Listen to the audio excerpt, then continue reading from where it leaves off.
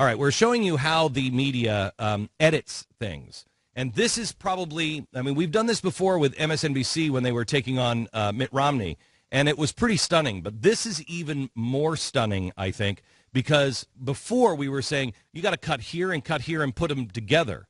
This is actually cut and lift out, slide something new in, move this other piece that you just cut out, move it towards the end. This is Goebbels stuff, quite honestly. This is propaganda as an art form in the name of news. And that reference will make sense to you in a few moments when we go into the rest of her audio. But first, remember what she's trying to create here. The fact that Glenn Beck has an ugly history of calling the president Satan. This happens all the time. Look at all the clips we found. They're trying to show a giant pattern of behavior with her clips. We found almost all of them. Let's start with this is what Erin Burnett played from Glenn, and then we'll give you the full context. There are people, and they said this about Bill Clinton, that actually believe he might be the Antichrist. Okay. Now, here is the full context of that same quote. Go ahead. This is an interview, by the way, with John Hagee, who at the time was being accused of thinking the president was the Antichrist, and they were trying to tie him to John McCain. The reason why I talked about this story is because this story was out that John McCain was trying to say that maybe he's the Antichrist and everything else. And so I had John Hagee on to answer it. And to be fair, CNN, the network Erin Burnett is on, also reported about the same type of controversy during the election. It was talked about routinely. Yep. You had Hagee on to make sure you got him on the record on this. Here's Let me ask you, and this is, I guess I get so much email on this, and I think a lot of people do, and I've only got a couple of seconds. Then they say, Glenn, you in the media, you've got to wake up. Barack Obama's making people faint and cry and everything else, and he's drawing people in. And there are people, and they said this about Bill Clinton, that actually believe he might be the Antichrist. Stop. Odds that Barack Obama is the Antichrist. Okay, that is, so you're mocking the concept of it. Clearly mocking. Okay. Laughing about it. And I'm trying to make a point that he is not. not. You've got to go on the record here clearly so anybody, because he has credibility. He is the self-professed end times expert. I mean, he's one of them. Now, and then the next words, the response from John Hagee, which you didn't hear in the Erin Burnett setup. No chance. Okay. No chance. No chance. Now, it's interesting because that's one. So the first clip she played was. But you notice they put him in that clip, so you do see him because they have made John Hagee. They have so maligned John Hagee that you don't even know who John Hagee is anymore. So you expect him to say, "Oh yes, absolutely, there is a chance." That's why they don't include him saying it, because it's a double smear. Yeah. Now remember, they're trying to create this idea that Glenn says this all the time.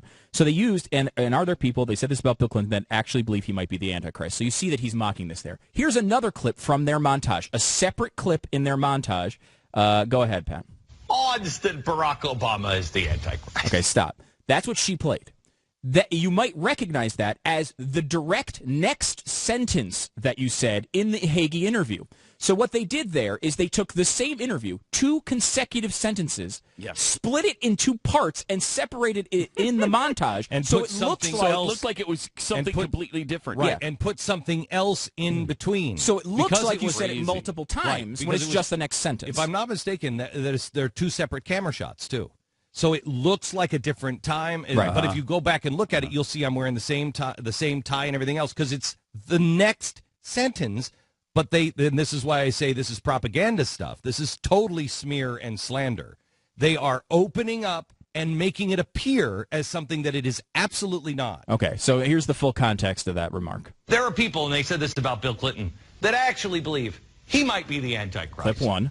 Odds that Barack Obama is the Antichrist. Clip 2.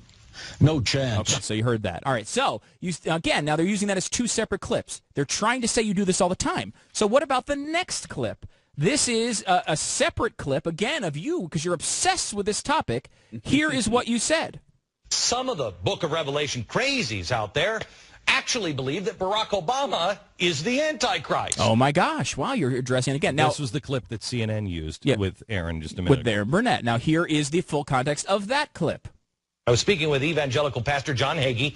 We were heading on into a break, and I asked the self-professed end-of-days expert about the fact that some of the Book of Revelation crazies out there actually believe that Barack Obama is the Antichrist. I'm not bringing Here it is. Let me ask you that. And this is. I'm not bringing it up in a separate deal. I am relating the story the very next day. Yeah. Just like making the same point. When news follows a story, and that's what this was at the time. This was a news story. It was in the news cycle, and CNN was reporting on it. CNN, not my show.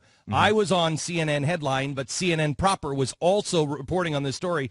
So the next day, I'm recapping. I talked about it, and they make it look like, again, a separate time I'm bringing it up. Yeah. Now listen to this. Clip 1 is a sentence about an interview where you're asking somebody about this. Clip 2 is the next sentence in that where they split it to make it look like they had more. Clip 3 is the next day you reviewing the same clip of clip 1 and clip 2. So they have 3 clips of this supposed pattern of behavior that are all the same exact interview. And here's what they're saying. They're trying to make you believe, and not you, but people who don't know me. Yep. Believe that this is something that I do all the time. It is complete hogwash. Yeah. I don't say this. Look, I've resigned myself to my position in it. While I was on CNN, 4th most admired man in the world between the Pope and Nelson Mandela. Because of what these guys have done to me, I have, and some of the things that I've done to myself, quite honestly. I mean, I've helped them along on a few things. But because of that, and no excuses, because of that, I am absolute mud. My name is mud in so many circles. They just want to make sure that I stay in that box, and quite frankly, so do you, that you stay in this box. And they're teaching you about the movie, the Bible. Remember, this one is not about me. This story is discrediting Mark Burnett and teaching Mark Burnett, you better stay in your little box. Don't you ever make a movie like this again. Don't you ever hang out and talk to people who are anybody but us. Don't you ever do that again. That's what this really is. Now, I don't believe Erin is part of that. Erin is, and I say this sincerely, Erin, I know what it's like to be on the verge of being fired. I know what it's like to have horrible ratings. I've had them. Of course, I haven't had, well, I'm the first. It's been a while, but yeah. Well, even in television, I think your best ratings were my worst ratings when I first started doing it 2 months in. But yeah, anyway, sister station. I mean it sincerely. It is sad what is happening to you and what you're allowing, and it's hard, and I understand that, and it's.